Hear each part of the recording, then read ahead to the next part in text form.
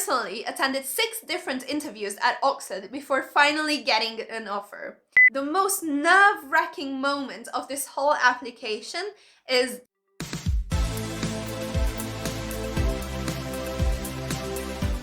Hello everyone, my name is Lynn, and in today's video I'm going to talk about the Oxford application process. I went through the application process twice because the first time I went all the way to the interview and then I didn't get in, but then the second time I thankfully got into Oxford.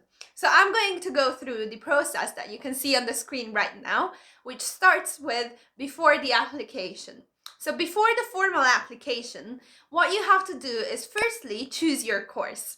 Obviously, you have to research on the internet and on the official website of the university that you're planning to apply to, and you have to see what the entry requirements are, what kind of things you have to fulfill to be able to apply to this course. The next thing that you have to do is talk to your teachers and your school about it, because they more likely than not will be able to give you some advice on how to apply to this university and how to make your application pop. In the case of applying to Oxford, I would recommend you to go around and look in the colleges for you to be able to choose one college to apply to, because you will have to indicate your first choice college on your UCAS application.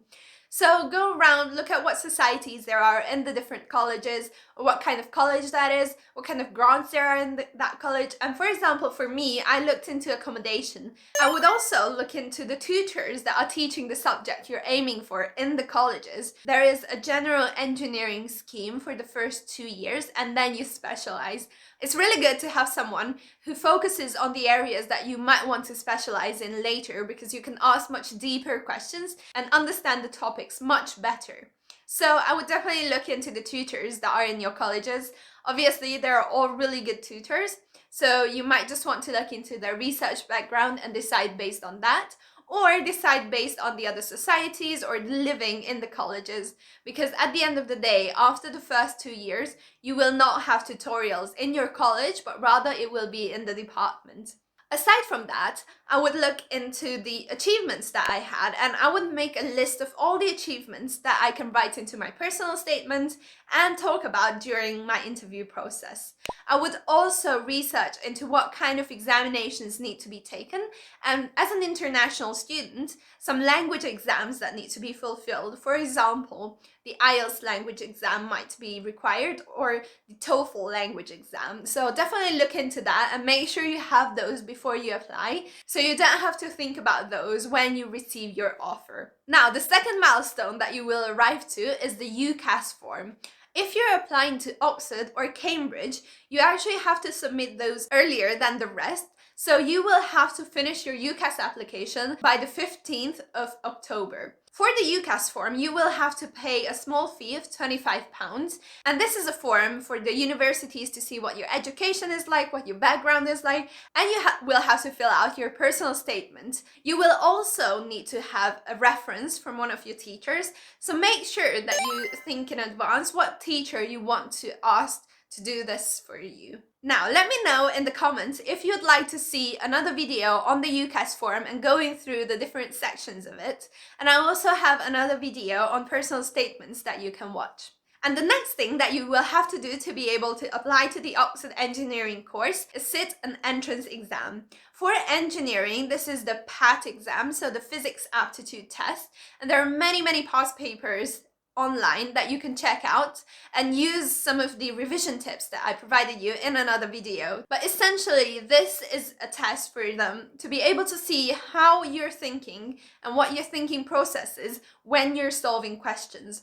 It is a very difficult exam, so don't expect that you will be able to do the whole exam, but rather try to think strategically when you're preparing for it, because it is designed to be so difficult that you will not be able to do all of the exercises during that time frame. So definitely prepare yourself mentally for it. You will not be able to attempt 100% of the exam, and it will be very stressful for you if you don't know this, because you will think, oh my god, I'm not doing well and I haven't done most of the exam. Half of the PAT exam is maths and half of it is physics. So do try to have a balance between the two as well, but ultimately they have a cutoff. So if you're below that point, they will not invite you for an interview. This entrance exam is usually set in around November time. So you have the whole summer to prepare for this exam, and you also have a couple of months in the academic year as well. So make sure you really nail this exam, because if you have a high score, that will really help you.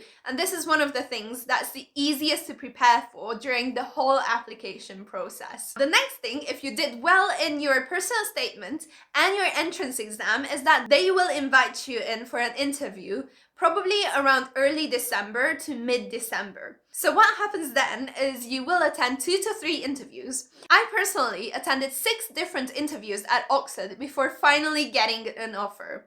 And the reason for this is, as I said, I applied twice and failed the first time. So I actually had 2 times 3, which is 6 interviews in total.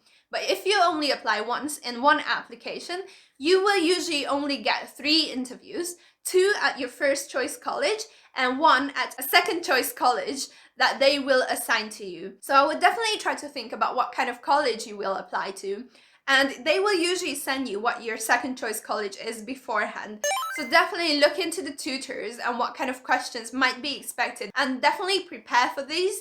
Read through your personal statement, because at that point, 2 months have already passed since you submitted your personal statement. So definitely read over that and refresh your memory of what kind of achievement you have and what kind of things you wrote in your personal statement, because more often than not, that will be a starting point for the tutors to be able to ask you questions.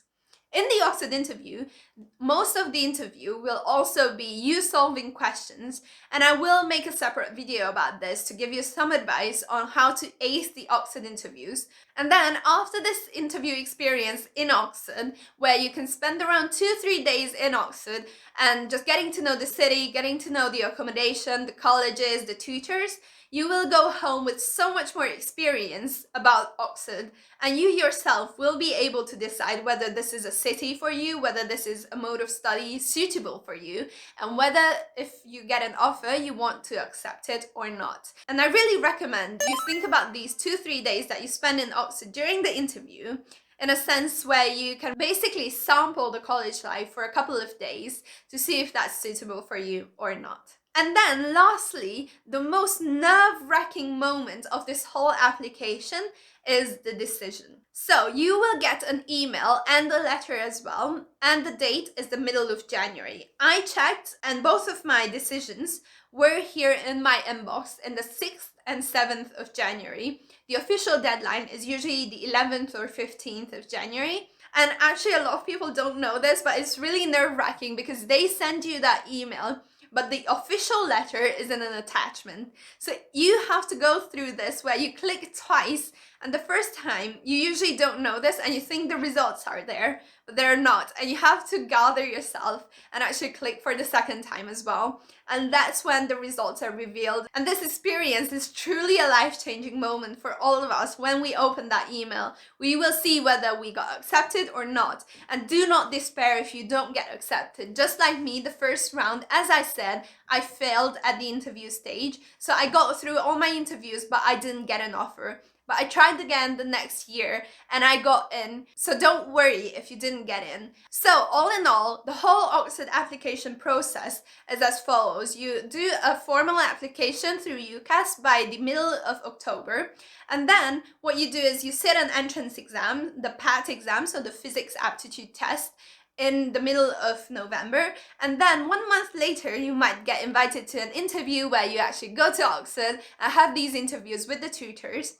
And then a month later, in the middle of January, you will get your results, whether you got an offer or not. So if you're interested in the whole process and you have extra questions, make sure to join my Facebook group, the Oxbridge and Top University Application Preparation Group, where we will discuss all of these questions and have some support for all of you guys who are interested in applying to Oxford, Cambridge or other top universities, how you can prepare, and we will have so many other tips there. Make sure to also check out these 2 videos and comment below if you have any other questions or any other topic you would like me to make a video of. Make sure to like this video to show your support and subscribe for more videos on productivity, university applications and language learning. I'll see you guys in the next video. Bye bye!